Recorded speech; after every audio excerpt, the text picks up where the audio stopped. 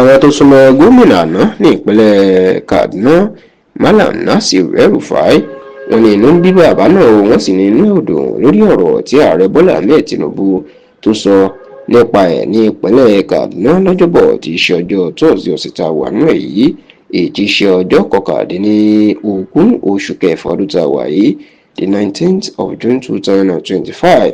nígbà tí ààrẹ Bọ́lá Ahmed Tinubu tó fọgbọ́ sọ̀kò ọ̀rọ̀ sí El-Rufai tó jẹ́ kó di mọ̀ wípé lọ́dún bíi mẹ́ta sẹ́yìn tóun wá sí ìpínlẹ̀ Kaduna lásìkò ìjọba Nasir El-Rufai ní lọ́dún 2022 ó ní ṣe ní Kaduna dàbí ojú ogun tí gbogbo ètò ààbò bẹ̀ tó dojúrú ṣùgbọ́n tó kan sára sí gómìnà tó gbàjọba lọ́wọ́ El-Rufai ìyẹn gómìnà Sani Uba tààrin àti El-Rufai ògúnrégé wípé ó ti ṣàtúnṣe ètò ààbò ìpínlẹ̀ Kaduna ó sì ti dára ju ìgbà tí El-Rufai tó ń ṣèjọba lọ. ẹ rántí pé kí Tinubu tó di ààrẹ ipa pàtàkì ní El-Rufai kò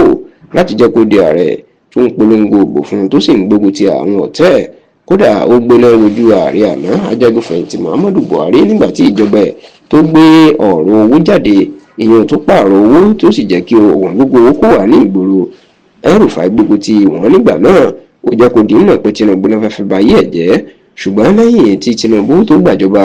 ti El-Rufai tó ti rò pé wọ́n yóò fún nípò mínísítà ìní wọn kò fún nípò mínísítà nígbà táwọn aṣòfin tí wọ́n kọ̀ láti fòǹtẹ̀lú tí wọ́n ní àwọn gba lẹ́tà ìfisùn kan nípa El-Rufai pàápàá lórí ètò ààbò tí wọ́n sì láwọn ò lè fòǹtẹ̀lú.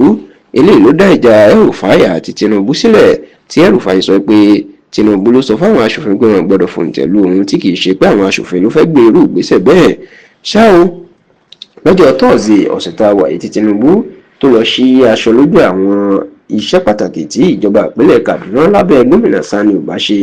ìyẹn àwọn bíi ilé ìwòsàn tuntun tí ó ní bẹ́ẹ̀dì 300 bed specialty hospital àti àwọn bọ́ọ̀sì ìyẹn mọ́tò tó ń lo gáàsì ìyẹn 100 CNG bus pẹ̀lú iléeṣẹ́ tó ti ń kọ́ àwọn èèyàn ní iṣẹ́ ọwọ́ ìyẹn Institute of Vocational Training and Skills Development ní ìlú Rikachigom ní ìpínlẹ̀ Kaduna pẹ̀lú ṣíṣe ìṣísọ lójú eégún ojú ọ̀nà Kauru Pampegua tó jẹ́ kìlómítà 25 kìlómítà ní ojú ọ̀nà Tudunbiri. bẹ́ẹ̀ ni Tinubu tún ṣe aṣọ lójú ilé ìwòsàn alábọ́dé Primary Health Care Center ní ìlú Tudunbiri náà. eléyìí ibẹ̀ ni Tinubu sì ti sọ̀rọ̀ wípé gómìnà Sani Uba ń ṣe bẹ́bẹ́ o ó ló ti mú ètò ààbò dáa ní ìpínlẹ̀ Kaduna débi pé ìlú Birnin-Gwari tó yẹ pé bẹ́ẹ̀ bá gbẹ ojú ọ̀nà márosẹ̀ ibẹ̀ wọ́n máa ń jìyàn gbé rọ̀lẹ́ ni ó lè yàn ti lè lọ ọbẹ̀ lóru báyìí tó sì lélẹ́yìí ò rí bẹ́ẹ̀ lásìkò tó ń wá sí Kaduna lásìkò ìjọba El-Rufai. ọ̀rọ̀ tí Tinubu sọ rèé tí wọ́n sì ní El-Rufai ọ̀rọ̀ náà bí nínú wọn lórí pé Tinubu mọ̀mọ́ wáyé yìí òun ní ìpínlẹ̀ Kaduna ni tí wọ́n sì ní ohun tí El-Rufai sọ fáwọn tó súnmọ́ ni pé òun yóò rí pé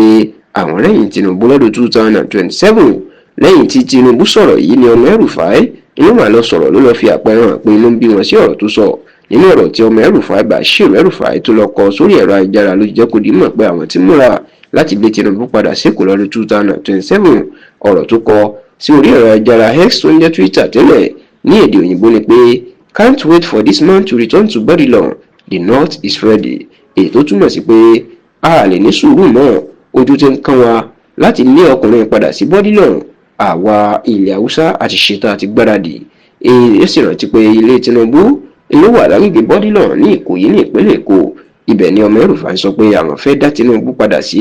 lọ́dún 2027 àti pé àwọn nílẹ̀ Haúsá àwọn ti múradì àwọn ti gbáradì tó sì tún jẹ́ wípé ní báyìí eléyìí gan-an ènìyàn wọn ní El-Rufai náà ó ń sọ fáwọn tó súnmọ́.